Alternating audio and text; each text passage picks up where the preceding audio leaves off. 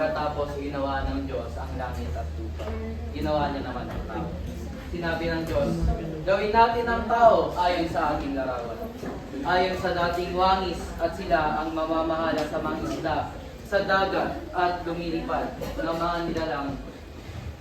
nilalang sa langit at sa maamong hayop at sa bawat gumagapang na hayop sa ibabaw ng lupa at pangalagaan nila ang buong.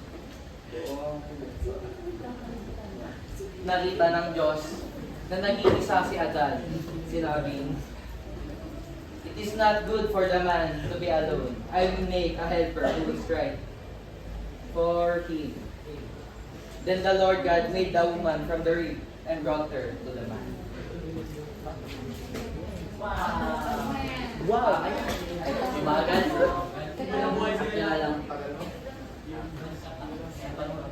Kinuha ng tadyam.